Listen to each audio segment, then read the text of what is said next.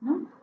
Entonces, bueno, arranquemos esta tercera sesión del seminario de reflexiones sobre la pandemia y la pospandemia a partir de COVID-19. Y bueno, agradecer siempre a quienes se conectan, a quienes nos están siguiendo en este seminario y en cada una de las sesiones. Y sobre todo agradecer a los invitados que tenemos el día de hoy.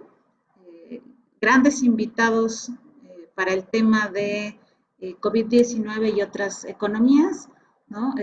A ambos les tengo mucha estimación, pero además creo que son dignos representantes para reflexionar sobre este tema, que me parece que es el más preocupante en términos de lo que ha ocasionado y de lo que ocasionará en un futuro muy cercano la COVID-19, ¿no? Entonces, agradecemos muchísimo la participación de la doctora Nubia Cortés y del doctor Carlos León.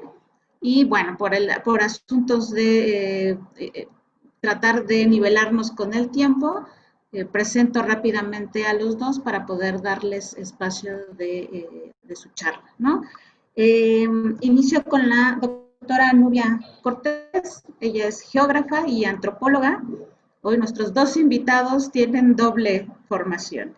Entonces, Nubia es geógrafa y antropóloga con una, diría yo, ya larga trayectoria en temas como ecología política, turismo rural y construcción de estrategias sociales frente a los proyectos del Estado. Actualmente es investigadora en el Centro de Estudios de Geografía Humana del Colegio de Michoacán. Y el doctor Carlos León, como decía, también es doble disciplina. Él es economista y antropólogo, un doctorado en estudios sociales, y sus líneas de interés que ha estado desarrollando a lo largo de su trayectoria, pues son estudios laborales, masculinidades y economía social. Actualmente es profesor e investigador de la Facultad de Filosofía de la Universidad Autónoma de Querétaro y coordinador del Programa Académico en Desarrollo Humano para la Sustentabilidad. Entonces, por eso decía yo que son dignos representantes para reflexionar sobre esto y le dejo la palabra a la doctora Nubia. Pues buenas tardes, muchas gracias primero por la invitación y bueno, como me había comentado Mónica, más que una presentación como más formal, la idea es como una especie de opinión, así que hice pues un escrito que trata de ser lo más ameno posible, ¿no? Entonces puedo leerlo. Y bueno, pues espero que después de esto podamos tener como un intercambio de ideas, ¿no? Que resulte bastante interesante. Bueno, dice, esta reflexión que compartiré con ustedes es el resultado de varias intervenciones que he escuchado en estos días, ¿no? Seguramente ustedes habrán visto que hay un montón de webinars y de talleres y reuniones en Zoom por todos lados y bueno, he tenido la oportunidad, el tiempo de ver algunas intervenciones en estos días de autores que son para mí muy importantes como Saskia Sassen, Enrique Dussel, Judith Butler y diversos geógrafos críticos también de América Latina que han estado hablando sobre la posición de la geografía crítica frente a esta pandemia del COVID-19. Y bueno, también algunas lecturas que he hecho por cuenta propia, a todos ellos pues también es necesario agradecerles porque son parte de esto que les estoy presentando. Bueno.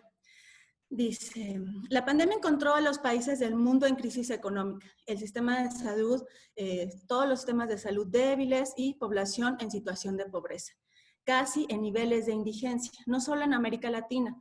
Pensemos en nuestro vecino del norte, donde desde hace unos años, nos cuenta Sassen, que se ha hecho muy común encontrar a personas de clase media viviendo en las calles, y las personas de los vecindarios, ¿no? que tienen obviamente casa, salen, ¿no? Los ayudan y ya no les molesta su presencia como homeless, quizá porque en el fondo aceptan esta vulnerabilidad que compartimos todos.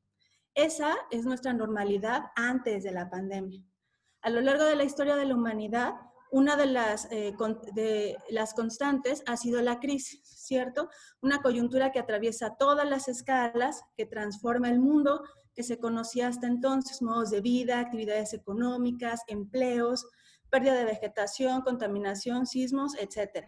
En estos contextos es visible la capacidad de reacción de la población y algunos podrían llamarle adaptación, otros resiliencia, que es un término que está muy de moda. Los antropólogos o los sociólogos podrían llamarlo capacidad agentiva, pero sobre todo nos muestra ejemplos de gran creatividad y capacidad de organización para hacer frente a situaciones muy complejas de riesgo, ¿no? Situaciones muy adversas. La pandemia por la que atravesamos ahora, pregunto, ¿es una crisis, nuestra crisis más reciente? ¿Qué tan nuevo es este panorama pandémico? La historia, con mayúscula, de las pandemias, nos dice que esta novedad puede ser un poco engañosa. ¿Será válido considerarla entonces como un elemento que evidenció la crisis económica del sistema financiero del 2008 o alguna crisis anterior? Al menos en los medios de comunicación pareciera que ante la llegada de la pandemia lo que experimentamos es novedad e incertidumbre. Nunca antes en la historia se había visto algo parecido. Cierto, y sin embargo, no tan cierto. Si lo vemos en tiempo histórico, la humanidad ha hecho frente a pandemias, a crisis ambientales, económicas. ¿Qué diferencia hay entonces de esta pandemia del COVID-19? De inicio, todo el armatoste tecnológico con el que contamos ahora. Medios de comunicación, redes sociales, teléfonos celulares, internet, una producción de información confiable y una buena cantidad de fake news, sobre todo en este país. Pero bueno, vayamos paso a paso. Comencemos por lo más evidente. La pandemia del COVID-19 nos mostró de manera muy cruda e inmediata nuestra vulnerabilidad como humanidad a nivel mundial, no solo del sistema económico. Evidencia también contradicciones inherentes que hemos normalizado, incluso naturalizado. En nuestro devenir cotidiano, las condiciones económicas desiguales eran parte del paisaje, a veces desagradable, a veces invisible a nuestros ojos. Cuando comenzó la campaña en México de Susana Distancia el 23 de marzo del 2020, por todos los medios se nos dijo que debíamos de guardarnos en nuestra casa como una medida para evitar contagio masivo y la saturación de hospitales. Mientras nos resguardábamos en nuestras casas, los que podemos porque nuestro empleo lo permite y porque tenemos un hogar, el paisaje urbano puede parecernos tranquilo, sin personas, coches, silencioso, sin bicicletas en la calle. Vemos calles solas, espacios públicos, tranquilos, sin personas en la calle, pero sí vemos homeless sentados, caminando, acostados. Vemos también limpiaparabrisas, comerciantes ambulantes, trabajadores en el transporte público. Todos ellos son más perceptibles a nuestros ojos. Este sector de población que se ha manifestado también diciendo que o lo mata el virus o lo mata el hambre. Personas, vendedores ambulantes, vigilantes, cajeros, empleados en tiendas de servicio. Aunque todos con un sueldo vulnerable, ¿no? Todas las personas tienen ingresos bajos, pero con actividades esenciales que las obligan a salir poniendo a riesgo su propia salud y su vida a cambio de un sueldo precario. Esta es parte de la normalización de la desigualdad, no brindar un salario esencial. Y es que la categoría de pobre, pareciera de inicio homogénea, pero no lo es, ¿no? Y lo escribe George Simmel, que aunque podamos ubicarla fácilmente, ¿no? La categoría de pobre por su significado o por su ubicación dentro del tejido social, tiene singularidades en sus circunstancias particulares de individuo a individuo, de sus elementos, y son internamente diferenciadas y más complejo de lo que nos imaginamos, temporales, sociales y culturales. Por otro lado, está la necesidad imperiosa de algunas personas de consumir productos o servicios que no son esenciales para la vida o por nuestra salud. Y aquí también podremos pensar en qué es lo indispensable para cada persona. Así lo están demostrando las plataformas de compra en línea, sea Mercado Libre, Amazon, Etsy. Los diversos servicios de paquetería se volvieron esenciales y dependemos de ellos para que nuestras compras lleguen, aunque sea un poco tarde, a nuestras manos. Otros servicios sin duda de suma importancia han sido los repartidores, que aunque también con sueldos precarios, corren un riesgo importante, pero nos dan mucha felicidad cada vez que llega nuestro pedido a nuestra casa. Conforme avanzaron los días de aislamiento social, los pequeños comerciantes, emprendedores, comenzaron ante la incertidumbre mundial y en especial del país y de cada población en la que vivimos a generar estrategias para mantener vivo el negocio, vender comida, productos varios con entrega a domicilio.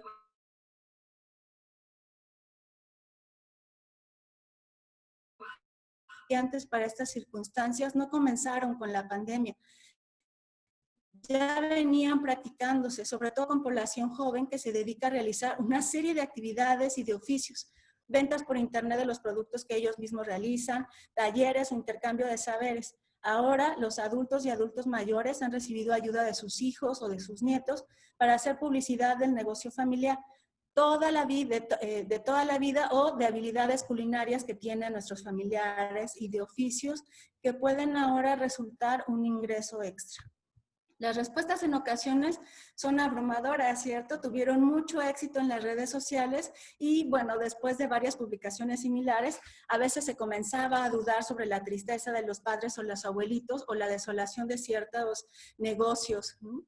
Pero bueno, en cualquiera de los casos, lo importante aquí son las nuevas colectividades con formas de colaboración adecuadas a contextos de crisis, no solo de pandemia, que forjan y posibilitan un abanico de acciones, de saberes, que les permitan a las personas no depender de un solo oficio o de una sola profesión. Estas formas de organización a nivel local nos ayudan a pensar en varios temas importantes respecto a la economía. No la economía en contextos neoliberales. Ese modo de producción capitalista nos ha demostrado a través del tiempo que ha logrado transformarse para mantenerse. Creo que la pregunta debería estar centrada en la definición misma del oikonomicos, la administración del hogar, la administración de la casa, por un lado, y por el otro, el concepto de valor. Aquí una pequeña precisión. Cuando hablamos de valor, lo hablo desde la lectura de Husserliana de Marx, que es la vida la que genera valor, ¿cierto? Por ejemplo, ¿qué significa que pongamos nuestra fuerza de trabajo, ¿no? La fuerza de trabajo que ofrezco, en el fondo es en realidad una oferta de la propia vida, ¿no? No vendo fuerza de trabajo. Y pensemos, por el sueldo que yo recibo, ¿vale la pena utilizar 8, 10, 12 horas diarias de mi vida? Entonces, ¿qué pondero como valioso? ¿La vida? ¿La ganancia? ¿El dinero? Reconsiderar el significado de las prácticas económicas en las que nos lleva a reflexionar sobre el mundo en el que vivimos ahora y la vida que deseamos vivir es comenzar con la generación de oportunidades a nivel individual, familiar y colectivo. Acciones que comiencen desde lo local, pero esta vez a escala muy humana, con mis vecinos, con mi barrio, con mi colonia, comenzando con mi propio autocuidado. Esta es otra perspectiva de la economía y de la pandemia, el autocuidado. El resguardarse en casa no significa un cuidarse a sí mismo, es un cuidarse a sí mismo para cuidar al otro. En términos económicos tiene cada vez más sentido, ¿cierto? Mi estar bien depende del cuidado y el trabajo de una serie de personas con nombre, con apellido, con familia. Judith Butler ya lo decía claramente en su intervención en el Festival de Aleph que organizó la UNAM, ¿no? Mi vida no es exclusivamente mía, es el yo, es un nosotros, es un singular, pero también es una colectividad al mismo tiempo. Hablamos de un horizonte idealista, no. Lo hemos experimentado, lo estamos experimentando desde que comenzó esa campaña de quédate en casa. No es posible hacer la vida normal, no solo por el temor del contagio, sino porque no existe toda esa red de personas y de servicios, de circulación de dinero, de transporte que lo haga posible. El trabajo de los otros está detenido parcial o totalmente. La interconexión no termina aquí, entre mi persona y los otros. Es una responsabilidad también propia de mí, ¿no? De mi persona, con el mundo, con el medio ambiente, a propósito de que fue el Día Mundial del Medio Ambiente, ¿no? Es un momento entonces de reflexión para preguntarnos si este es el mundo que yo quiero vivir. Si lo es, seguiremos la vida que hemos llevado y que hemos seguido haciendo hasta ahora. Sí, haremos los cambios necesarios según nos los indiquen las autoridades de salud, ¿no? Pero si no lo es, nos vemos obligados a considerar qué queremos, qué podemos cambiar y qué podemos hacer para lograrlo. Organizarnos para hacer, a la par de los planes económicos mundiales, ¿no?, una especie de discusiones sobre la vida con mayúscula, ¿no? El valor, el dinero, la responsabilidad. ¿A qué cosa le vamos a dar más valor? ¿Quién nos va a decir que tiene más valor sobre qué? ¿No? El dinero, la responsabilidad que yo tengo con el medio ambiente, etc. Estas experiencias que hemos visto en la pandemia, que han surgido, ¿no?, de parte del barrio, de la propia organización local, de las colectividades, son experiencias innovadoras de esta forma de organización social, del trabajo, ya sea en cooperativas, en redes, en cambio de alimentos, ¿no?, en bancos de tiempo.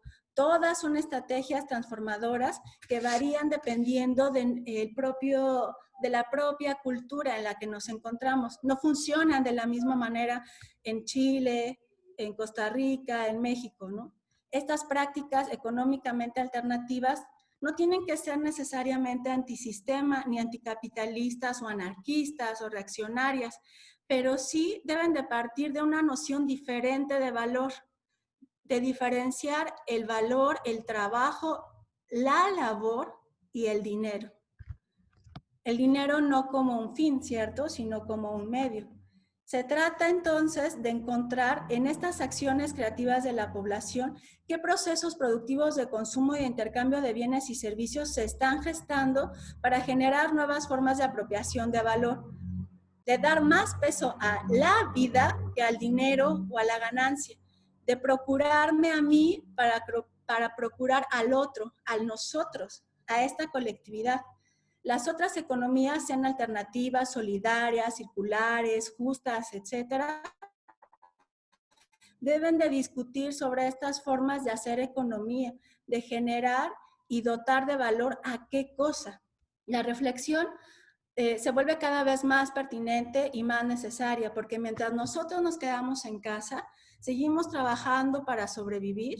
La economía neoliberal continúa, ¿cierto? Siguen operando fuertes, aunque sea con los golpes que ha tenido, con la crisis, con sus bajas, pero los megaproyectos mineros, ¿no?, de los canadienses, los grandes proyectos incluso nacionales siguen operando. Se sigue asesinando a defensores de territorio, a luchadores sociales, la deforestación continúa, la pérdida de vegetación de los bosques y las selvas. Los capitales invertidos en las farmacéuticas o productos para la salud continúan haciendo fortunas con o sin pandemia, mientras que nosotros seguimos resguardados en casa. Un comienzo de una revolución, decía un amigo mío activista, se hace desde el aula. Al parecer, ahora los actos más revolucionarios que se harán serán en nuestras casas, procurando ser cada vez y en la medida de nuestras posibilidades y de nuestros entusiasmos, ser menos dependientes de este sistema neoliberal tan seductor, ¿no? Bueno, es el final de mi reflexión, ¿no? Muchas gracias. Gracias, Novia. Pienso que podemos darle la palabra ahora al doctor Carlos León y después de eso abrir a una primera ronda de preguntas como para armar una discusión a partir de lo que ambos nos planteen. Bueno, gracias. Es siempre estimulante. Decía Mónica al principio que es un honor contar con la presencia, pero el honor más bien es participar de estos diálogos, porque pueden, pues, formular estrategias o pensar en conjunto, lo cual es fundamental e incluso parte de otra economía, este modo de poner las capacidades en conjunto para buscar soluciones alternativas. Y también en concordancia con lo que decía Nubia, y un poco con el cierre que hizo refiriéndose al neoliberalismo, yo también había pensado alguna estructura en lo que quería comentarles y comenzaba por esa pregunta: ¿por qué es necesario pensar en otras economías? ¿Qué situación nos emplaza a esta necesidad? La primera respuesta que se me ocurre a esto es porque la economía neoliberal ha demostrado su ineficacia, su ineficiencia para sostener la vida como un valor intrínseco, como ya lo decía Nubia, que si tendría que estar en el centro, pues, de las relaciones sociales. Desde luego que la lógica neoliberal apuntala a otro tipo de intereses, el privilegio de la rentabilidad y la ganancia, y deja de lado, pues, prácticamente cualquier otra cosa. La segunda la pregunta es, ¿cómo llegamos a esto? Es decir, ¿cómo el neoliberalismo se implantó no solo como un modelo económico, sino también en concordancia, como lo decía Nubia, que moldea nuestras subjetividades, nuestras aspiraciones, nuestros estilos, nuestros modos de vida? Y considero necesario pensar un poco en el neoliberalismo, en darle entidad, porque solemos pensar al neoliberalismo como una criatura malévola, como el monstruo que viene por la noche, ¿no? Como el monstruo de 1000 cabezas, como una entidad incorpórea pero omnipresente, eh, y por lo mismo inasible, y luego como es inasible a pesar de que es tan opresora, pareciera que no podemos hacer nada contra él. Y entonces, en esta idea de pensar al neoliberalismo como el monstruo de las 1000 cabezas, creo que un primer ejercicio es empezar a identificar las cabezas para empezar a degollarlas, pues, ¿no? A transformar este modelo, este sistema, esta economía neoliberal que nos domina y que, como decía, pues ha demostrado ineficacia, y desde luego que en este momento se acentúa su ineficacia. Eh, el contexto, la pandemia pone en evidencia, pues, estas insuficiencias en torno a las cuales, pues, no es suficiente pensar en la rentabilidad y la ganancia. Esto creo que no existiera o que no estuviera antes, pero creo que se acentúa con esta situación de la pandemia. ¿Qué es el neoliberalismo entonces? Empecemos por ahí a pensar en cómo se manifiesta, cómo se expresa y cómo podemos o qué podemos hacer frente a este monstruo que viene por las noches, ¿no? Y que nos oprime y que nos domina. El neoliberalismo es efectivamente una fase, una etapa, una modalidad específica del capitalismo. El capitalismo, digamos, se sostiene de un principio que es las relaciones sociales basadas en la propiedad privada. Esto como sistema amplio, y sin embargo en su modalidad neoliberal tiene algunas especificidades. La primera de ellas, que se opone a, digamos, un momento previo del capitalismo, denominado el Estado benefactor, es una mayor intensificación en el repliegue del Estado. Es decir, si durante el modelo, la situación del Estado benefactor, se pensaba al Estado como un agente activo en el fomento del propio desarrollo del capitalismo, en el neoliberalismo, en su fase neoliberal, es necesario el repliegue del Estado. Tanto en una intervención directa en la economía, es decir, el Estado benefactor pues funcionó como productor de insumos, como demandante de los productos, de las mercancías de la industria, de las industrias locales.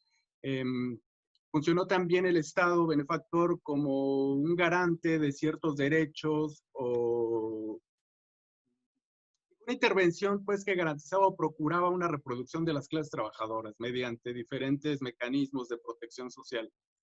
Eso se transita, pues, hacia otras modalidades donde el Estado abandona o pierde preponderancia en ese sentido, y luego entonces, en aras de buscar mayores posibilidades de extensión del capital, se constriñe la participación del Estado.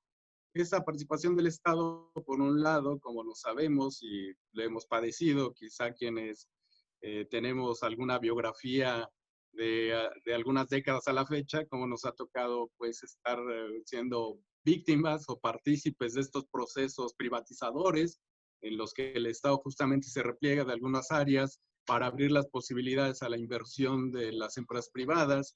Hay también una lógica de apertura comercial justamente para que fluyan los capitales sin limitaciones.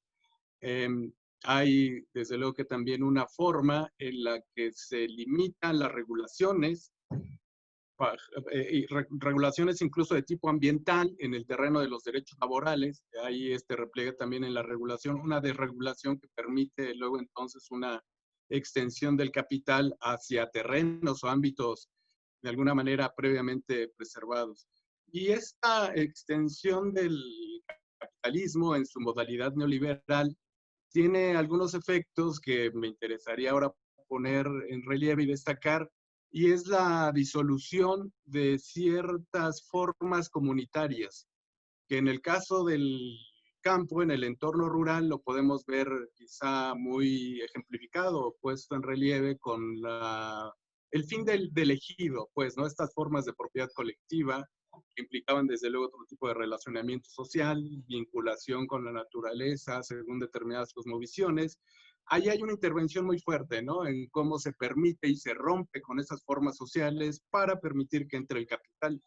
En el caso de los centros o de los contextos urbanos hay también una intervención del capital o ciertas formas que liberalizan o que abren posibilidades para la inversión privada. Yo pondría, por ejemplo, los procesos de patrimonialización o la gentrificación, que justamente también están desvinculando a las poblaciones de su entorno cultural, de sus modos de vida, de sus recursos, de sus prácticas eh, que tenían como localidad y sede estos centros que son patrimonializados y gentrificados, y con el argumento de poner en valor, y desde luego que acá también habría que, justo como lo decía Nubia, repensar o reconceptualizar a qué nos referimos cuando hablamos de valor, porque tal como ahora lo ponemos en circulación, parece ser que valor es análogo a dinero, a rentabilidad, a ganancia. Habría entonces que en esta idea de pensar otras economías también habría que enfatizar en esta forma de pensar otras formas de valor. El neoliberalismo entonces se presenta por ahí, ¿no? En esta, como digo, por un parte en una disolución de los bienes comunes, de las formas de socialización basadas en principios solidarios, éticos, que tienen sustento también en formas familiares y que irrumpen, pues, ¿no? La disolución de ciertas relaciones sociales es condición para que el capital pueda extenderse y ampliar su dominio en estos ámbitos. El otro ámbito que también se hace presente en estos momentos, se intensifica, es que el neoliberalismo, de la mano con el repliegue del Estado, también transforma en mercancías una serie de beneficios, de estilos, de condiciones de vida de la población. Es decir, si antes se pensaba que la salud es un derecho, ahora es una mercancía. La educación igualmente, si antes era un derecho, ahora es una mercancía. Los relatos de nuestros padres, de nuestros abuelos, nos decían que el hecho de formar parte de una clase trabajadora te daba acceso al deportivo para que te ejercitaras, en fin. Había como otras formas de acceder a una serie de beneficios sociales que ahora se mercantilizan. Puede acceder a ellos quien tiene dinero, pues, ¿no? Quien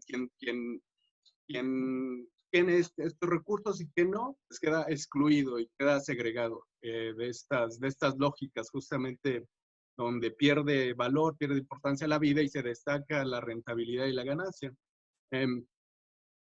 Y esta crisis o este reflejo, pues, del repliegue del Estado en la forma en la que se proveen de ciertos beneficios o de ciertas condiciones para la reproducción de la población, pues ahora se acentúa con estas crisis en el sistema de salud. Todo entonces está puesto en el mercado, hasta el acceso a la salud, y yo diría que hasta se ha llevado a tal extremo esta predominancia del mercado que hasta un estilo de vida sustentable es adquirible en el mercado, ¿no? Es, digamos que lo más paradójico y contradictorio que pueda suceder. Y sin embargo, ahí está, ¿no? Ahí está también el dominio amplio del mercado. Esto como un primer panorama, insisto, como para empezar a pensar en qué es esta economía que nos domina, en la que formamos parte, de la cual colaboramos, o sea, también desde nuestras posiciones, estamos orientando nuestras prácticas a la intervención, consolidación de estas formas neoliberales del mercado. Y estas crisis, desde luego, que nos demandan pensar en otras posibilidades. Es decir, qué situación ahora tenemos derivada de la extensión del neoliberalismo y qué posibilidades nos dejan. Hay, como ya también lo decía Nubia, en estas últimas semanas ha habido pues una tendencia, una ola creciente de las reflexiones que se hacen desde diferentes lugares para tratar de diagnosticar o de analizar qué es lo que sucede con la pandemia. Yo lo he comentado en otros momentos. En una primera situación, durante las primeras semanas, era muy difícil, muy complicado tratar de marcar alguna distancia y asumir un momento reflexivo. Me sorprendió la velocidad con la que salió el libro de la sopa de Guam. Y además fui y lo leí como muy ávido de encontrar como alguna pista. Y tengo que decir que me decepcionó un poco. Me decepcionó porque era como la prontitud de estar ahí figurando en primera plana. Y que vaya, se han retractado algunos de los autores, ¿no? Por esta prontitud que no dio tiempo a un momento reflexivo. Además, en estas reflexiones había tanto pesimismos extremos, como el de Agamben, que decía que ahora pues estaban las condiciones puestas para un estado de excepción total, absoluto, permanente, y estaba la otra visión de Zizek, que decía que esto era un golpe kill bill al neoliberalismo, al capitalismo, visiones muy encontradas, ¿no? Pero creo yo que muy rápidas y muy, bueno, tengo que decirlo, como muy para destacar la posición del pensador, pues, ¿no? En lo sucesivo, pues igual en esto de tratar de encontrar o de buscar alguna pista que alimente y que proporcione el diálogo, hay otro texto que no fue de los primeros en salir, pero que tiene pistas muy interesantes, y es el de Boaventura dos Santos, donde habla de la cruel pedagogía del virus. Me parece un texto, insisto, más sensato porque de inicio plantea que los científicos, los pensadores, los filósofos, los intelectuales no deben estar asumiendo la vanguardia, sino que deben estar más bien en un papel de retaguardia, lo cual me parece pues muy interesante, porque pensemos cuál es el papel, la función de las retaguardias. Justamente es de proporcionar, de acopiar recursos para proporcionarlos hacia quienes están en la vanguardia, la gente que está saliendo ahora mismo a buscar los modos de vida, ¿no? De sobrevivir o de preservar las condiciones mínimas para la vida y la sobrevivencia. Boaventura dos Santos, en esto de tratar de pensar qué catástrofe es el neoliberalismo, pero qué nos deja o qué preservamos todavía como recursos, Boaventura dice que hay tres instituciones fundamentales que sostienen la modernidad del capitalismo, y que en determinados momentos, pues alguna de estas tres figuras ganan predominancia y opacan a otras. Las tres instituciones a las que se refiere Boaventura son el Estado, el mercado y la comunidad. Y el diagnóstico que él plantea es que el neoliberalismo ha otorgado poderes exagerados, o se ha colocado en el centro, pues, esta lógica del mercado orientado hacia la rentabilidad y ganancia en detrimento del Estado y de la forma comunidad. Hay entonces una necesidad de este planteamiento de repensar las formas de intervención, de participación del Estado, es decir, acentuar justamente bajo esta lógica del valor, la preservación de la vida, que constriña o que limite estas facultades omnipresentes que tiene el mercado. Y lo que también, y a mí me parece como de donde hay mucho, pues, por dónde contar o hacia dónde podríamos estar pensando, imaginando otras economías, es en la forma comunidad. La forma comunidad, como decía, se ha visto afectada por el dominio, por la disolución del capital, de ciertas formas de relacionamiento social, y sin embargo no la ha extinto. O sea, hay todavía formas comunitarias vivas, vigentes, latentes, que funcionan en diferentes niveles para diferentes situaciones, y ahí hay mucha materia prima desde mi punto de vista, ¿no? Para potenciar esas formas de comunidad. Y si tratamos de conceptualizar o de pensar a qué nos referimos cuando hablamos de comunidad, hay también ya alguna tradición, digamos, en cómo se conceptualiza, cómo se estudia, cómo se le piensa a la comunidad, eh, desde los autores clásicos, ¿no? Weber, Bernard Tunis, que tienen ya esta discusión, habría que recuperarlas, muy probable o seguramente, ¿no? De qué hablan ellos cuando hablan de comunidad, qué tipo de relaciones sociales median estas interrelaciones, estas interacciones entre la gente, entre el pueblo, y qué valores se destacan. Hay en estos planteamientos de los autores clásicos una oposición a la sociedad o a las formas más complejas, digamos, de socialización, en el sentido de que cierta desarrollo de las sociedades bajo el dominio del capital implica alguna lógica, incluso objetiva, que busca la orientación hacia la rentabilidad, la ganancia, la competencia, acentuadamente, yo diría, en el neoliberalismo, hacia la individualización, el individualismo, la meritocracia, el rascarse con las propias uñas y ver solamente por las propias necesidades. Y es este distanciamiento, aquella noción, idea de comunidad, como ha sido conceptualizada, ¿no? Es decir, buscar fortalecer vínculos solidarios, vínculos afectivos, vínculos de cooperación, que son, insisto, son formas vivas de la socialización, no es que estén en un plano de lo deseable, de lo teórico, ¿no? Hipotéticamente, son formas que están ahí, que forman parte de nuestras formas de socialización, pero ahora están quizá opacadas por este dominio, ¿no? De las formas capitalistas de relacionarnos socialmente. Dejaré por aquí esta primera intervención eh, para abrir diálogo, preguntas, retroalimentación y después quizá agregaría algunas otras ideas. Bueno, pues abrimos para una primera ronda de preguntas o comentarios. Si alguien quiere hacer algún comentario, creo que hay una manita para que yo los vea o abran su micrófono para que yo vea quién, si alguien quiere participar. Mónica, ¿Sí? hay un chat que no sé si tú veas, pero lo leo entonces, ¿no? Perfecto. Que me lo enviaron nada más a mí.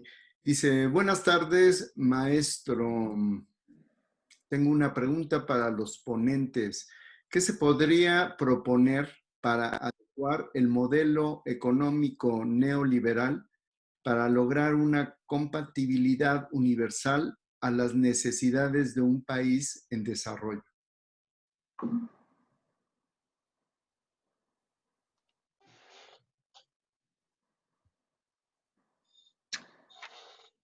Quizá la pregunta era para Carlos, pero a lo mejor también puede después responder la Nubia.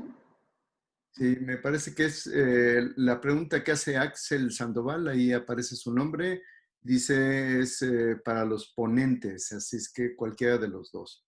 Muy bien. Si requieren que la repita, me dicen. Bueno, creo que tomaré un poco la pregunta.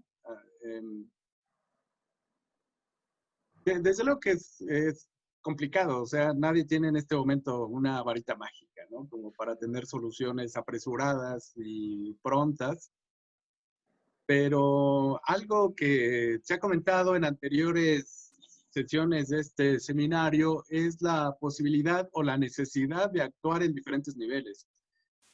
Tanto en el ámbito de lo estatal, donde se toman las decisiones de política pública, como en las propias actitudes y prácticas cotidianas. Es necesario, desde luego, más allá de lo declarativo, más allá de que se hizo casi en un decreto y se estableció el fin del neoliberalismo, más allá de lo discursivo, es necesario que haya políticas públicas orientadas justamente en ese sentido.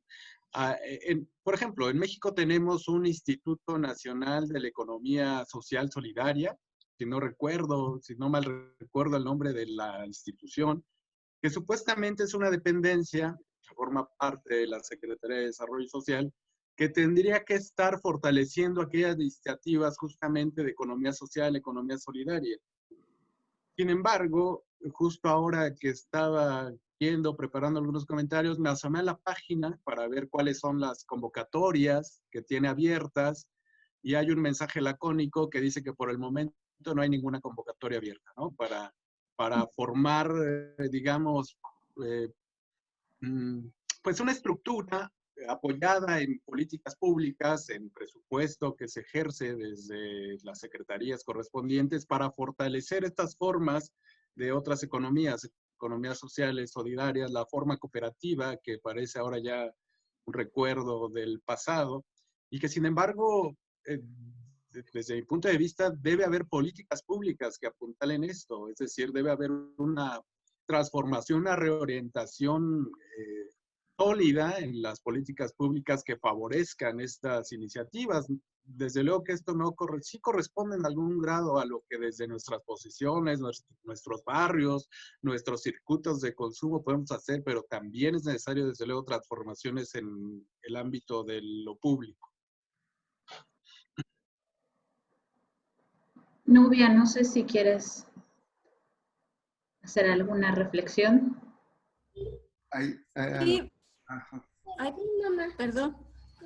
Estaba pensando en uno de las reuniones que tuvo el grupo de trabajo de la Claxo, de los geógrafos críticos y su análisis de América Latina.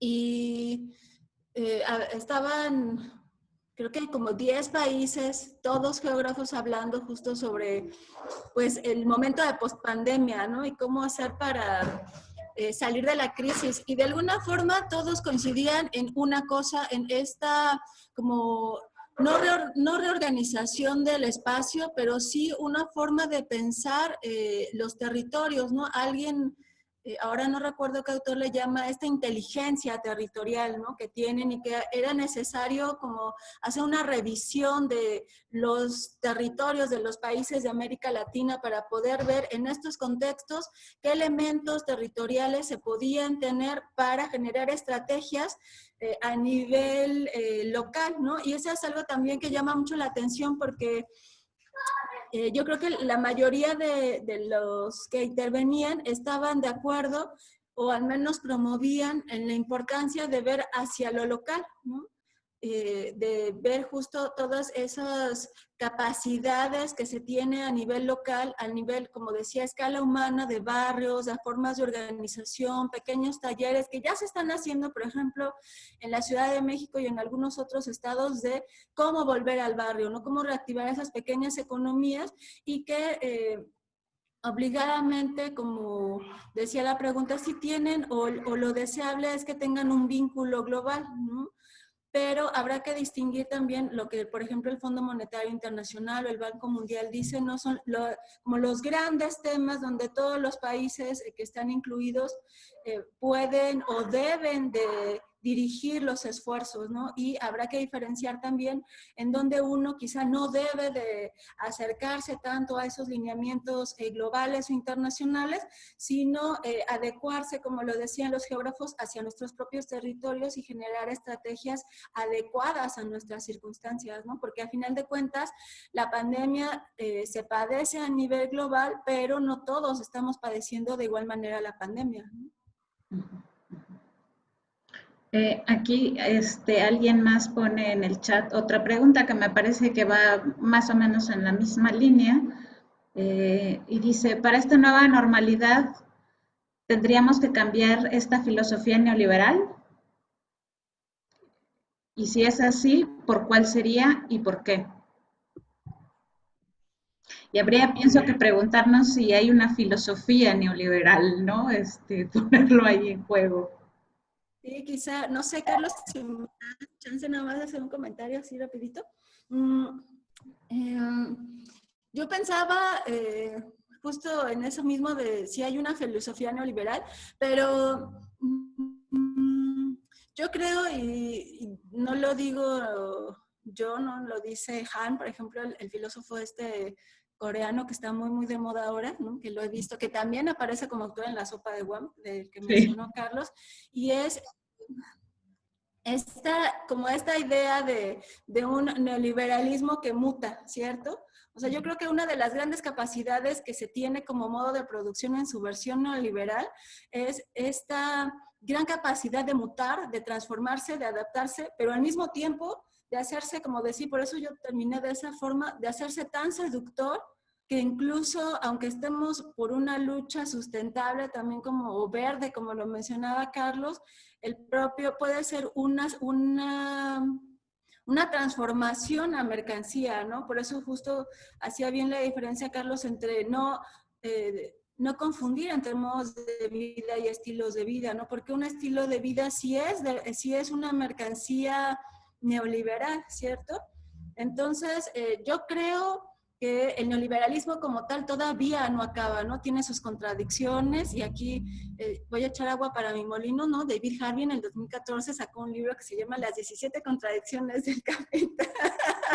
Léanlo, es un geógrafo muy interesante, pero a pesar de todas las contradicciones que tiene, el propio neoliberalismo sigue, ¿cierto? Y va a seguir. Acá lo interesante sería como que nosotros pensemos quizá en no salir a lo mejor de él, ¿no? Pero sí en pensar otras formas de hacer uso de las bondades que ofrece y tratarlas de acomodar a nuestras propias circunstancias, ¿no? Y entonces sí apoyar a estas formas de economía local, a estas economías desde perspectiva de género, que también ahora el Banco Mundial está promoviendo mucho. O sea, no sé exactamente qué sea una filosofía neoliberal, pero creo que una de las cosas que podemos aprenderle a pesar de todas sus contradicciones es esta gran capacidad de adaptación, ¿no? Tengo otra pregunta aquí y le voy a dar lectura porque me parece que sí, como esta misma lógica y abreva de esto que dice Nubia, ¿no? ¿De qué manera podríamos lograr darle mayor valor a la vida sobre las cosas materiales estando ya inmersos en un sistema como en el que vivimos, ¿no?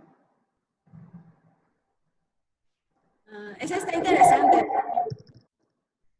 Bueno, yo tengo una fascinación especial personal, no académica, por estas juventudes a que algunos llaman millennials, que tienen que tienen poca capacidad para ingresar a algún trabajo formal, ¿no?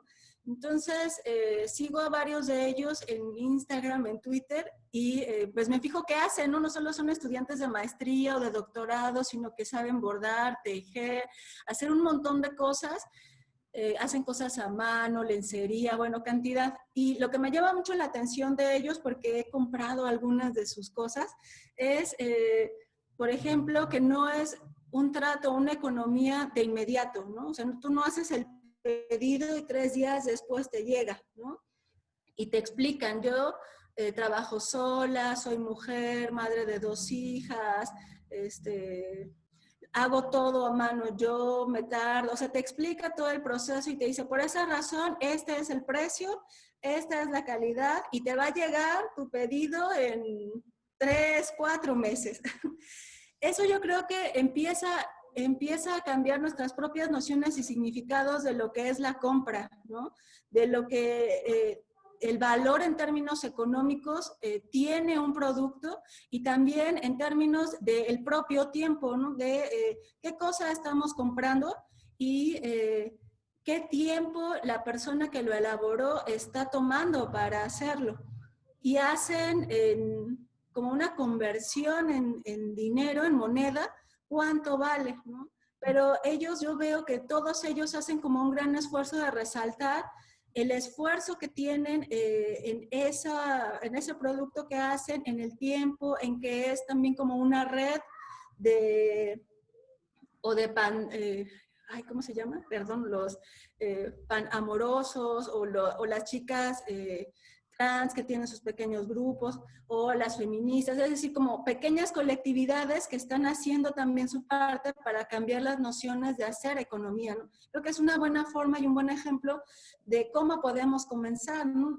Tan solo en Querétaro también hay como pequeños grupos que hacen también ese esfuerzo, ¿no? De hacer trueques. Alguien por ahí me dijo que no usan la moneda mexicana, ¿no? El peso, sino usan el túnic, por ejemplo, ¿no? Entonces, hay formas en las que podemos comenzar con esos cambios. Creo que se están dando, pero sin duda son como procesos que requieren mucho más tiempo, ¿no? Carlos, no sé si quieres comentar algo o dejamos que alguien más lance Sí, una pregunta. sí, bueno, hablan si se puede nombrar una filosofía neoliberal. Me llevaría a preguntar si podemos hablar de una subjetividad neoliberal, de una ideología neoliberal, es decir, aquello que corresponde al terreno de las ideas, de las formas en las que construimos sentidos y significados a nuestras prácticas, inmersas en una lógica neoliberal. Em, y si hablábamos del neoliberalismo como una cuestión inacible, etérea, intangible, aunque nos oprime, su parte subjetiva de la filosofía, de la ideología, es todavía más complicada delimitarla y abordarla.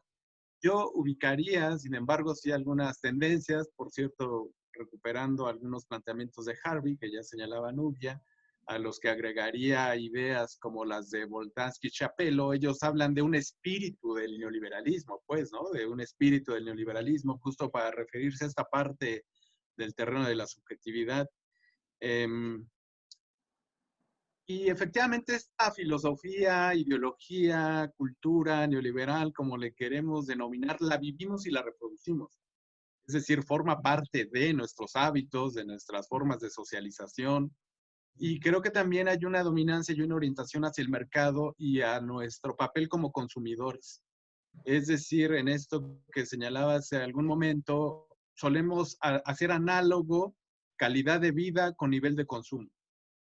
Mientras más posibilidades tenemos de acceder, de ir al mercado, pareciera que eso se traduce en más posibilidades de bienestar o de comodidad para nosotros. Esto también porque la lógica neoliberal, la filosofía o como le queremos ahora provisionalmente llamar, también moldea a las personas, nos moldean, nos forma, nos educa, ¿no? Somos seres sociales y estamos en esta sociedad y somos formados también en el proceso de socialización como tales. Y esta forma de moldeamiento de nuestra personalidad, de nuestra subjetividad, pues también haya en el mercado formas de canalizar, pues, ¿no? De reconocerse, de socializar, de construir identidades. Eh, y también siempre que pensamos economía, pensamos en dinero. Es como lo primero, ¿no? Yo siempre hago ese ejercicio con los alumnos, con las alumnas. ¿Qué es la economía? Lluvia de ideas, dinero, dinero, dinero, pues, ¿no? Es lo primero que se suele analogar cuando pensamos con economía. Cuando es necesario, como bien decía también Nubia hace un momento, en pensar la economía de otros modos, o sea, recuperar la esencia de qué es la economía. La economía es posible sin dinero, pues, ¿no? Habría que empezar por ahí. Y no es utópico, fantasioso, hay economías que funcionan sin dinero. Hay economías que funcionan basadas en la reciprocidad, en el intercambio de otro tipo de productos, en la confianza, desde luego, y que no están obligadamente involucrando al dinero como lo que media las relaciones. Como lo decía Simmel, también ya por ahí lo mencionó Nubia, ¿no? Es decir, parece que las sociedades contemporáneas siempre necesitan el intermedio del dinero para socializar. Y esto puede ser muy cierto, o sea, pensemos nosotros, nosotras, cómo socializamos, cómo nos comunicamos con las personas y pensemos qué tipo de contactos, de formas de comunicación tenemos sin el intermedio del dinero. Quizás son muy pocas, lamentablemente, pues, ¿no? Pero el hecho de que sean pocas, pues no implica que no se puedan potenciar y poner otro tipo de valores ahí. Yo rescataría también en este momento, y ya que siempre me ha interesado, el valor del trabajo mismo. Es decir, no el trabajo que se orienta a esta lógica de venderlo, tener un dinero para después ir a consumir, a gastar, sino el trabajo como creación colectiva, el trabajo que transforma nuestro entorno, que establece determinadas formas de relacionamiento social y que genera diferentes formas de satisfacciones, sean materiales, sean espirituales, sean artísticas, culturales, en este caso mismo, ¿no? Que estamos compartiendo a fin de cuentas trabajo y estamos elaborando conjuntamente algún pensamiento. Esto también es trabajo y también tiene un valor que hay que poner en relieve y hay que destacar. vaya, aquí tenemos referencias ancestrales y recuperamos nuestras raíces, no esencialmente, no esencialistamente, pero sí en estas formas de la cultura que nos preceden y que podríamos y que de hecho existen y se pueden potencializar. Las formas tequio, por ejemplo, del trabajo colectivo, vigentes, vitales, en ciertas localidades, comunidades son condición misma de la reproducción social y que en contextos más urbanos, más modernizados, no lo sé, están un poco distantes, no forman parte de nuestras prácticas cotidianas, pues, ¿no? De nuestros hábitos, de nuestra filosofía, de nuestra subjetividad, sino que todo, pues, está así como muy dominado por el mercado, pero la posibilidad de la transformación de la filosofía, de la subjetividad, pues pasa por ahí, por fortalecer estas formas sociales comunitarias, los tipos de mercado e intercambio que ya mencionaba Nubia, que están en otras lógicas, es decir, que no atienden en primera instancia la necesidad del privilegio de la ganancia y la rentabilidad a costa de lo que sea. Y esto, insistiría yo, ¿no? En pensar en de qué disponemos, qué recursos tenemos. Esto también lo tenemos, o sea, no es algo que nos sea ajeno. Forma parte, pues, ¿no? Digámoslo así, de nuestra esencia humana y hay que ponerlo a circular en otras lógicas, no necesariamente de consumo y de mercado. Bueno, tenemos dos preguntas más. La primera que la va a hacer Mercedes Cabrera, si quieres directamente hacerla. Hola, pues no es como tal una pregunta, sino más bien quizá una provocación o un comentario. Justo estaba viendo la presentación de la revista Metabólica, en donde hablan acerca de este tren, de este corredor interoceánico del Istmo de Tehuantepec, ¿no? Entonces hablamos como de recuperar ciertas dinámicas económicas como el tequio, ¿no? Como otras formas de que se han pensado las economías. ¿Y qué pasa cuando estas economías ya están, pues ya están ahí, pues, ¿no? Y que justo el poder ponerles un proyecto que obedece a una escala global, ¿no? Va a romper con estas dinámicas, ¿no? Entonces me parece también un poco importante porque justo hablamos como, no sé, o se escucha que hablamos como de recuperar esto en las ciudades. ¿Y qué pasa pues con estas dinámicas en estas zonas que están siendo despojadas y que va a cambiar completamente la forma en cómo ellos pues interactúan en la primera, en la parte cultural, ¿no? En la social, en lo económico y en lo ambiental, y que ahora les mandaron un comunicado porque justo estaba platicando una de las líderes indígenas en el cual pues se plantea insertarlos a los trabajos, ¿no? Entonces insertarlos pues a la lógica, ¿no? De que va a llevar ello, ¿no? Entonces me parece ahí un poco como una provocación, no es una pregunta, y ver cuáles son sus comentarios. Yo voy a aprovechar al comentario que ha hecho Mercedes, sumarle la pregunta de Diego Alejandro Sánchez, porque me parece que ambos están preguntando sobre qué pasaría con las escalas ya internacionales, ¿no? Mercedes en el cómo afecta a los territorios la llegada de estos modelos internacionales. Y Diego Alejandro Sánchez dice, gracias por compartirnos.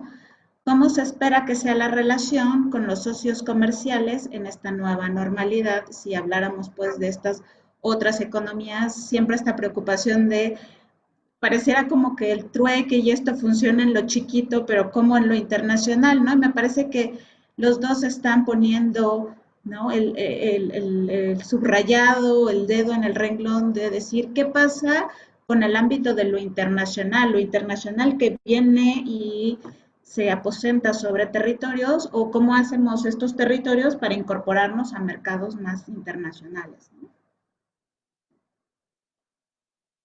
No sé quién de los dos, quizá Nubia, porque... Bueno, pues también de inicio pienso igual desde la geografía y también era algo que mencionaba en mi en mi intervención, porque es cierto que a pesar de la pandemia estos megaproyectos continúan y efectivamente tienen como esa lógica, ¿no? Lo que sería un error, al menos en términos reflexivos, ¿no? Sería como pensar que es como un flujo homogéneo, ¿cierto? Que el megaproyecto es ese flujo homogéneo que va a tener por donde pase ese flujo una especie como de desaparición, de arrastre de todo lo que haya a su paso, ¿no? Hay un geógrafo también que me agrada porque habla justo como de este mito de la desterritorialización, y una de las cosas que dice es que hay que ver como este proceso como de larga data, ¿cierto? Entonces, seguramente, como decía Mercedes, bueno, hay siempre un antes de los megaproyectos, un durante de los megaproyectos y un después. Cuando hablamos de esto, despojo, por ejemplo, territorial, también hablamos en fases, ¿cierto? Y hablamos de esas fases que no llegan, como decía, de manera homogénea y aplastan la diversidad territorial, ¿no? Entonces pueden insertarse ciertas lógicas, pero eso tampoco indica, aunque sí puede generar quizá esa tendencia de que habrá grupos de población que se inserten en esas dinámicas laborales, habrá otras, y eso es como una parte importante de las luchas de las comunidades, de esta lucha por el territorio, donde no entren esas relaciones más solidarias o estas relaciones comunitarias, ¿no? Y habrá otras en las que seguramente se adaptarán o negociarán con ese flujo de megaproyecto, ¿no? Entonces, habría que ver también con el tiempo esas formas de adaptación o de negociación que van teniendo las comunidades, porque no siempre es que llegue un proyecto y homogeneice todo, ¿no? Esa por una parte, ¿no? Es como un proceso donde quizás sí haya desplazamiento territorial, una desterritorialización, pero en el instante en que se activa, por decirlo de algún modo, se activa esa desterritorialización, de inmediato empieza el otro proceso que es una reapropiación del territorio, ¿cierto? Un proceso, por eso decía, como de territorialización, de desterritorialización y una reterritorialización. Entonces habrá que verlo así en larga data y ver a diferentes escalas, como decía, los cambios que puede ir teniendo esos megaproyectos, ¿no? Y la otra es... sobre los socios comerciales, ¿no? Sí, lo de las escalas internacionales. Ahí no sé tampoco cómo pueda funcionar, ahora recordando también otra intervención de otro personaje que no recuerdo cómo se llama, que hablaba de una gobernanza global. Yo no sé qué tan viables sean como estas cosas de una sola economía como para todos, porque incluso aunque tenemos todos el modo de producción neoliberal, no se actúa de la misma manera, ¿no? O sea, es como internamente diferenciada, hay muchos matices. En el caso de estas como economías alternativas es que todas los países pueden tenerlas, ¿no? Al menos los países de América Latina tienen estas formas, como decía Carlos, de tequio, de intercambio, de intercambio de tiempos, ¿no? de trabajos, de estas relaciones que no necesariamente están basadas en dinero, ¿no? Solo que no funcionan quizá de la misma manera porque culturalmente no somos iguales, ¿no? Acá no sé si Carlos se puede imaginar como esta forma como de escalas internacionales, ¿no? Al menos a mí me parece ahora en este momento como... un poco difícil, no me lo puedo imaginar como que pueda funcionar a escalas mucho más bajas, ¿no? Como decía, escalas humanas, quizás escalas intermedias, pero no sé si es cómo podría funcionar a escalas internacionales, ¿no? Lo que sí, por ejemplo, que puede funcionar y ahora se me ocurre es estas acciones del gobierno chino de ser como sumamente solidarios a nivel internacional, ¿no? Con sus donaciones después de que ellos lograron salir de la pandemia, empezaron a hacer una serie de donaciones de diferentes cosas, pero se sabe que esas donaciones, o al menos los de relaciones internacionales decían, no son donaciones como tipo tequio o intercambio solidario, no son donaciones que funcionan porque como una especie de don que decía Marcel Mauss, ¿no? O sea, doy porque genero deudas contigo, ¿no? Y genero deudas económicas y políticas, ¿no? Entonces, a nivel internacional quizá tengan otras lógicas, ¿no? Pero no sé, si Carlos pueda ayudarme a salir de este embrollo. Sí, bueno, es bien complejo, retomando lo que decías de Marcel Mauss. Él dice que ningún regalo resulta gratuito, que siempre va detrás una intención no explícita, pero siempre compromete, pues, ¿no? Compromete una devolución. Y eso lo plantea Marcel Mauss en el nivel de lo comunitario, ¿no? Ahora pensemos eso en escala interplanetaria o en escala internacional. Y desde luego que la forma en la que se relacionan las naciones, las economías, siempre implican también ese emplazamiento, condicionamiento. Si va una parte ahora parece altruista y desprendida de China, podemos sospechar que algo hay detrás de ello, ¿no? Y justamente esos indicios de qué hay detrás de ello quizás se comienzan a vislumbrar. Yo en días pasados platicaba con una colega, con Arely Veloz, que está allá en el norte, en la frontera en Mexicali, y ella me comentaba que se está ya verificando un proceso de desarrollo de una economía COVID en las maquiladoras. Es decir, ustedes ya lo ven, ¿no? Basta abrir nuestras redes sociales para ver la cantidad de productos nuevos, novedosos que están saliendo para la nueva normalidad. Hay entonces ahí una exacerbación, digamos, de un relanzamiento de ciertos productos que desde luego revitaliza alguna parte económica, pero hay que ver luego qué implicaciones tiene. Desde la forma maquila en México, pues ha implicado formas muy degradantes, precarizantes del trabajo, asociadas luego con la violencia, con la marginación, y que se plantee una nueva normalidad sobre estas bases, pues es como para poner alerta, ¿no? De qué va a pasar por ahí en esta rearticulación. Efectivamente hay un recomodo internacional de las fuerzas económicas. China está disputando, digamos, palmo a palmo la hegemonía con Estados Unidos y se posiciona económicamente también, digamos, en esta lógica. Y hay que decir también que esta forma en la que las economías, en este caso la China, a través de esta industria COVID, o de la economía COVID, como se le podría empezar a denominar, eh, incorpora ciertas trabajadoras, pero esto solo es posible dado que hay una apertura comercial dictada por el propio neoliberalismo y que aunque, insisto, ya se haya decretado el fin del neoliberalismo, ahora lo vemos muy vivo en eso. Yo, ¿por qué no incluso pensar y no escandalizarnos cuando decir hay que volver o hay que apuntalar el proteccionismo de nuestra economía? Suena escandaloso porque tenemos como el dominio de la competitividad y de la apertura y de la atracción de inversiones, pero creo que es momento de detenernos a pensar este tipo de acciones en el nivel de la política pública, del diseño de la economía, de la política económica.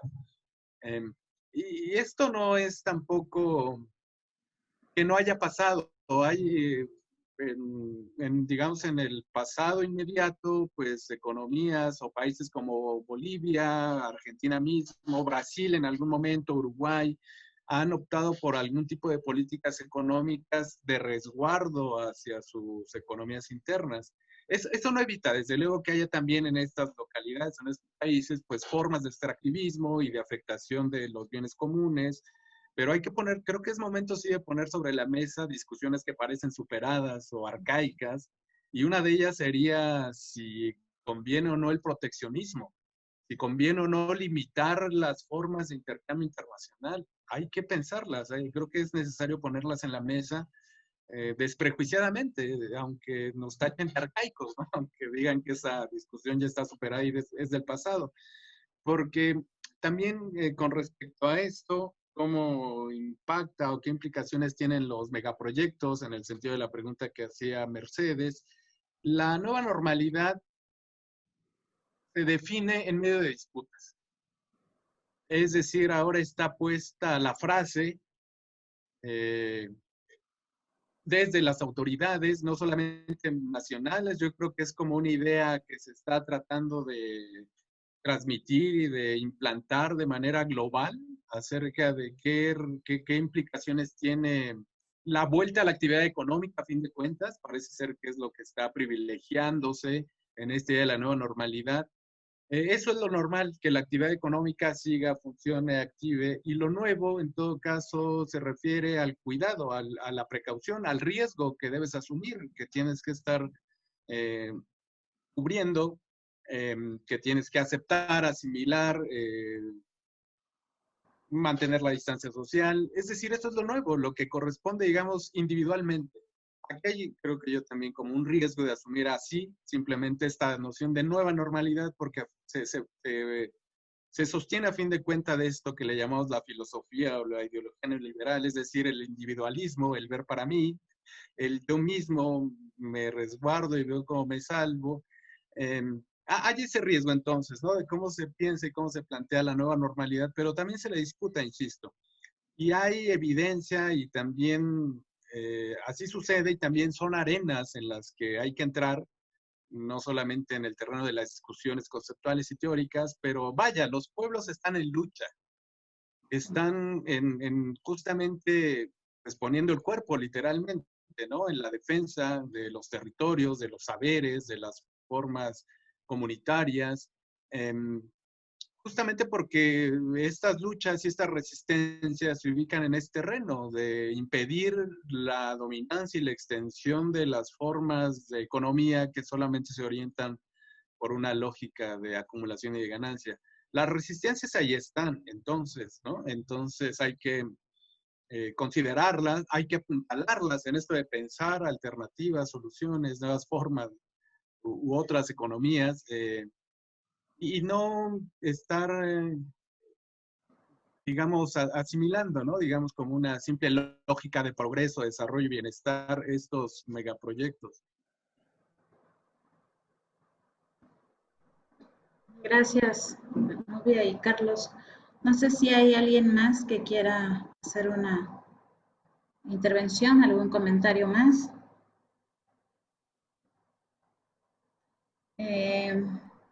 Quizá para ir cerrando, una última pregunta más para provocar que para otra cosa. ¿Qué piensan? ¿Qué impacto, si de verdad tendrán un impacto para la mejora de la economía nacional estos programas para el bienestar, ¿no? Que se pusieron en marcha, que se accionaron de manera muy rápida frente a la pandemia del COVID-19?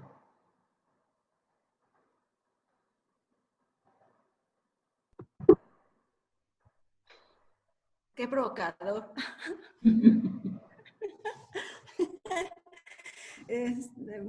Bueno, de lo que yo he revisado, también de otros comentaristas que han hablado sobre el tema, y algunos emprendedores también que sigo por ahí dicen que no, ¿no? Que la ayuda, incluso también es muy curioso porque las opiniones en general que yo he escuchado, seguramente hay otras, pero las que han llegado a mis ojos son estos de que no es suficiente, ¿no? Que quizá pueda resolver como en la inmediatez, pero no ven como una mejora.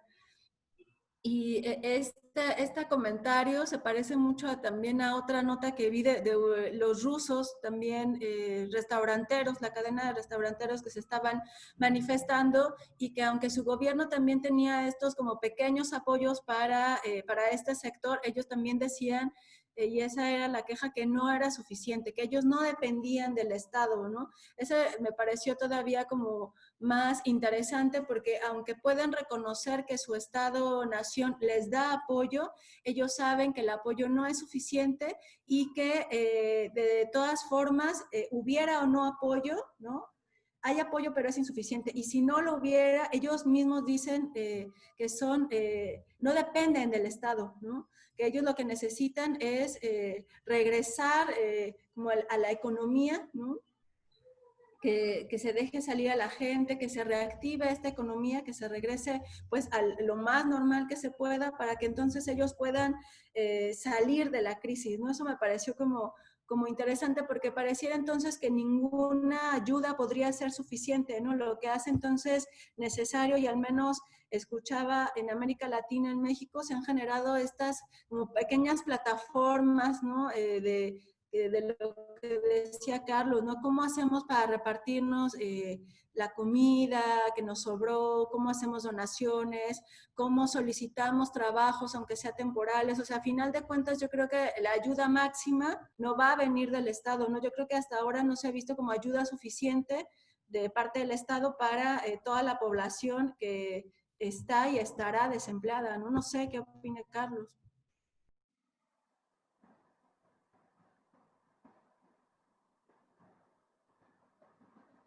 Sí, yo estoy de acuerdo. Es decir, yo vería que las medidas o las acciones que se han tomado, los programas que se impulsan desde el Ejecutivo y desde los gobiernos estatales incluso, los pienso yo más como primeros auxilios al mercado. Están en una situación complicada, efectivamente, ahora las lógicas de circulación, de rentabilidad, de producción misma, y estas acciones, programas, gasto presupuestal a fin de cuentas que hace el Estado, lo veo yo más orientado a preservar cierta capacidad de demanda, de compra, de circulación. Es decir, veo todavía distante y ni siquiera vislumbro, lamentablemente, como alguna perspectiva en el diseño de las políticas públicas que fomente otras economías. Tenemos una lamentable ausencia, ya lo mencionaba hace un rato, en el fomento del cooperativismo, por ejemplo, en el fomento de circuitos locales de producción, distribución y consumo. Las medidas, por lo general, están además de nueva cuenta individualizadas, es decir, no fortalecen, no fomentan proyectos colectivos, lo que están ahí, ¿no? Sobre las necesidades individuales, individualizadas. Y yo creo que, pues, permiten, en todo caso, sí, y qué bueno, o sea, tampoco hay que dar un manotazo y tirarlas todas, están ayudando y contribuyendo, sí, a que haya todavía capacidad de compra de algunos sectores que se han visto muy castigados, eh, pero son soluciones emergentes, no veo que tengan posibilidades de fortalecerse como bases para un desarrollo más a mediano y largo plazo. Yo sí pensaría luego entonces en eso, ¿no? En insistir en que sí es necesario un rediseño de las políticas públicas orientadas a fomentar y a consolidar otras economías. Hay formas, ¿no? Y que ahora seguramente todos formamos en mayor o menor grado de algunos circuitos de distribución, de consumo, basados en redes comunitarias, solidarias.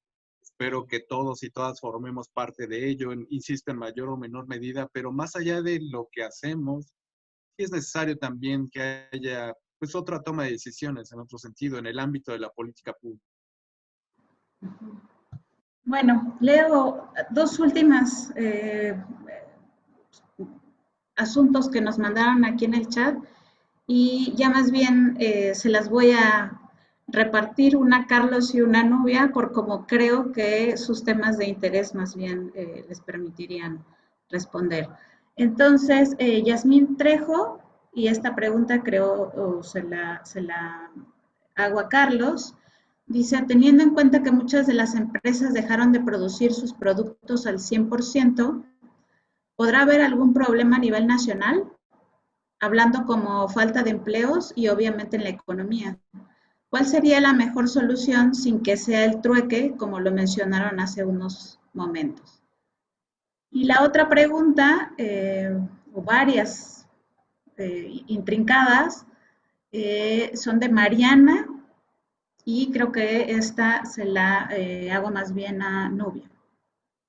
Dice, si adoptamos el sistema neoliberal, significa que en un tiempo pudo ser eficaz y resolvió nuestros problemas como sociedad. Entonces, ¿hay modo de que a través de sus fallas podamos reconstruirlo en lugar de idear uno nuevo, un sistema económico, social y ecológico? ¿O podemos cambiar a nuestro modo de ver lo realmente valioso si los países más ricos en biodiversidad son los más pobres? ¿Por qué proteger la economía de los países si ya no son productores de recursos primarios? En estos tiempos de pandemia, ¿qué vemos que es lo más importante, la economía o las interacciones que nos permiten subsistir? Y quizá Carlos arranca. Y bueno, tomo la pregunta acerca de la crisis económica, el cierre de empresas, desempleo, y si el trueque por sí mismo puede alcanzar para compensar o para solventar esas crisis. La respuesta simple, digamos, es que no. O sea, sí hay como una crisis que además no es solo nacional, es una crisis mundial. El cierre de empresas, la contracción de la actividad económica es planetaria. Por eso trata de partir el diagnóstico de que el neoliberalismo no ha dado el soporte ni ha sentado las bases necesarias para que no se muestre tan vulnerable el desempeño económico a una situación como esta. La crisis entonces económica, si somos pesimistas, hay que prepararse porque viene una crisis o ya estamos en una crisis que se va a profundizar. No alcanza definitivamente algunas alternativas emergentes que podamos estar ahora poniendo en primera instancia. El desempleo es grave. Solamente te calcula que desde que se decretó la contingencia sanitaria hasta ahora, es decir, en el paso de 2 meses y medio, 3, es decir, he perdido un poco la noción de cuántos días llevamos, se calcula que ya va cerca de los 800,000 empleos perdidos en el caso de México y que se profundice aún más. Hay algunas medidas que también se han anunciado desde el gobierno federal que prometen que se van a crear 2 millones de empleos. Yo soy escéptico porque dicen que se van a crear 2 millones de empleos, pero no nos dicen cómo. Se dice que esos empleos se van a crear justamente a razón de que continúan algunos megaproyectos como el Tren Maya, como las refinerías, que ahí es donde se van a focalizar la creación de empleos. Pero insisto, habría ahí como una parte escéptica. Entonces, en este momento de crisis, más allá de si las economías otras pueden estar en condiciones de soportar una crisis, quizá en este momento no, pero sí es oportuna esta crisis para fortalecer y para apuntalar estas otras economías. Sí es el momento. ¿Cómo vamos a superar esta crisis en la que ya estamos? Vamos a apostar de nueva cuenta todo el mercado, vamos a jugar ahí todas las canicas, vamos a poner nuestro esfuerzo, nuestro ímpetu, nuestras capacidades, o también podemos vislumbrar esto como una posibilidad de acrecentar estas formas comunitarias de hacer economía, que yo insistiría en esa parte, que las tenemos a lo mejor un poco abandonadas, no muy bien fortalecidas. Eso sería desde luego una primera tarea, ¿no? O sea, empezar a fomentar, a fortalecer circuitos a escala humana, como lo decía Nubia, de consumo, fomentar las economías locales, generar formas solidarias a quienes han perdido el empleo y ahora están buscando alternativas de ocupación. Desde luego que no podemos, digamos, desde esta escala y de este nivel, pues resolver una crisis económica que, insisto, tiene escala global.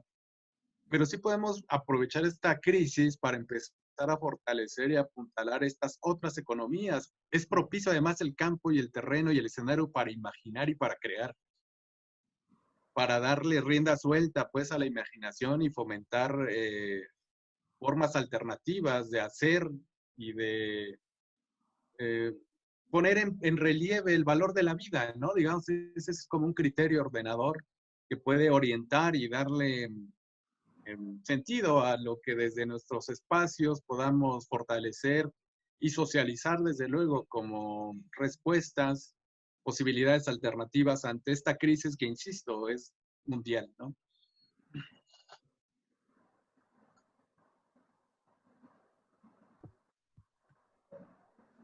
Bueno, para la siguiente pregunta, no sé si la pueda resolver, pero cuando escuchaba a Mónica leerla, recordaba a una corresponsal española, a Mavi Doñante, si mal no recuerdo, que que es una corresponsal en China, y mencionaba que cuando se comenzó a escuchar en los medios sobre los primeros casos de pandemia en China, lo que había hecho el Estado era cerrar, ¿no?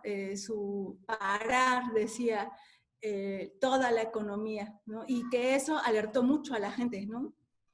Entonces, ese era como el foco no amarillo, sino era el foco rojo. Decían, esto debe de ser muy, muy grave para que esta economía, ¿no? La economía china pujante, esté cerrando, esté como tratando de paralizar toda su economía. ¿Para qué? ¿Qué tan grave tiene que ser? ¿No? Que tuvo que tomar medidas sumamente extremas. Esto me vino a la cabeza porque una de las cosas por las que funciona la economía, ¿cierto? Como dijimos, más en este sistema neoliberal, es justamente estas interacciones que tiene, ¿no? Una de las máximas es que el dinero que no circula es dinero que no funciona, ¿no? El dinero lo podemos tener guardado, pero está ahí guardado, ¿no? Para que el dinero cumpla su función en este sistema, ¿no? Tiene que circular, tiene que fluir. O sea, dinero que no fluye, no hay economía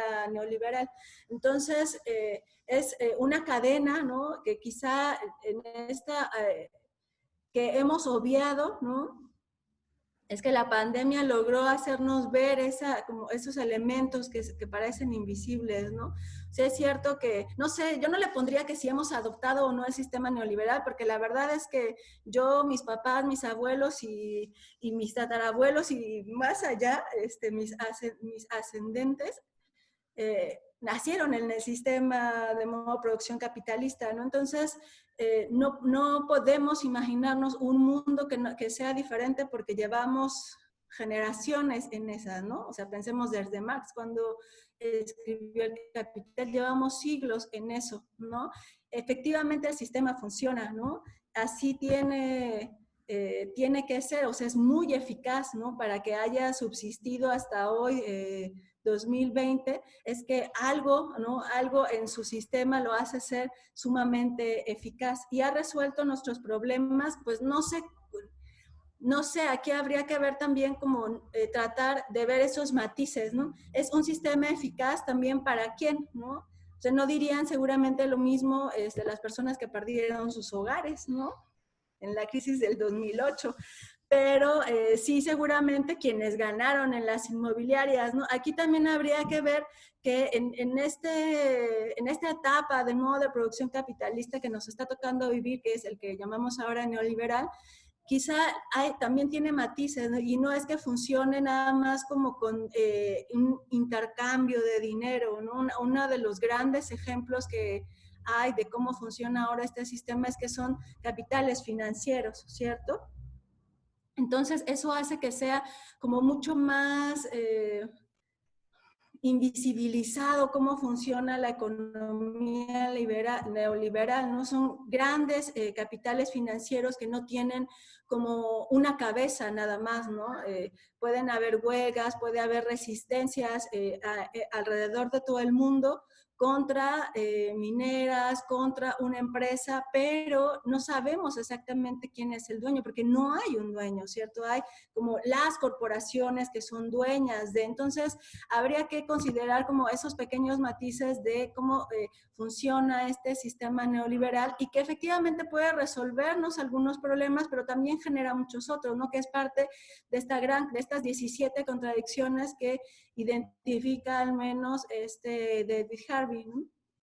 Y la otra es que aquí es una pregunta casi existencial, ¿cierto? Si podemos idear un nuevo sistema o modificar el que ya tenemos.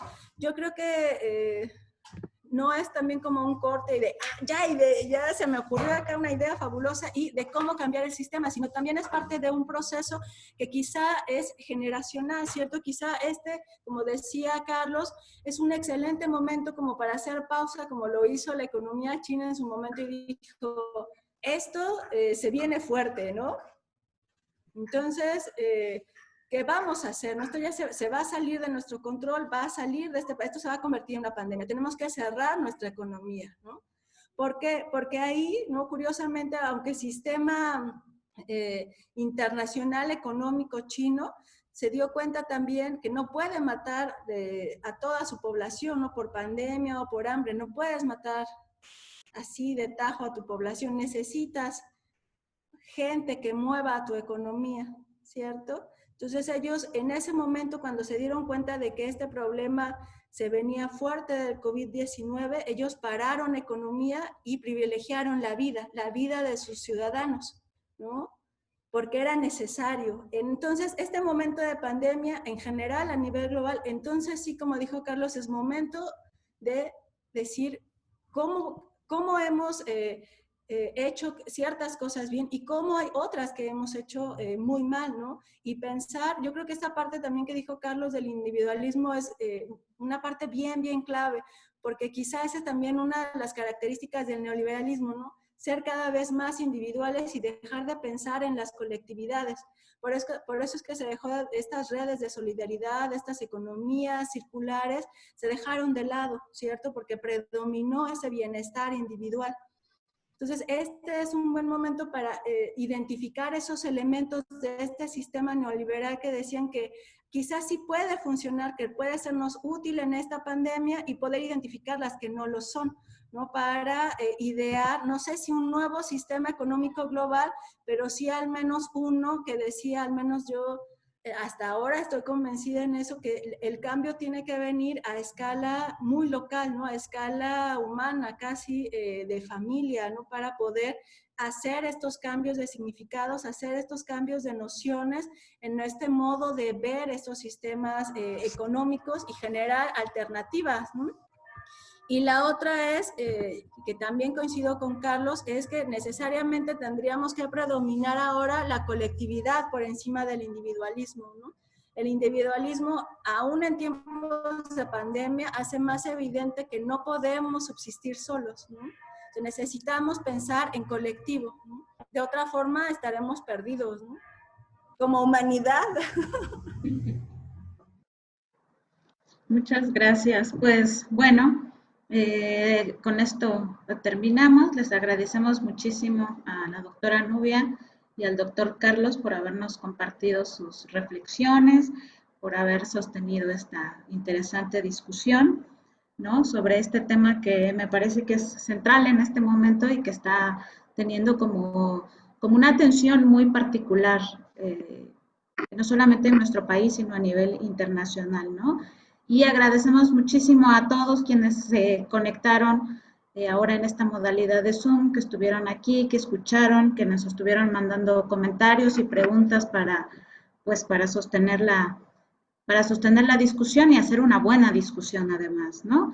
Y recordarles que el próximo jueves a las 5 es la última sesión, que será sobre COVID-19 y ambiente, también con invitaditos de lujo, así que por favor, ojalá puedan también conectarse.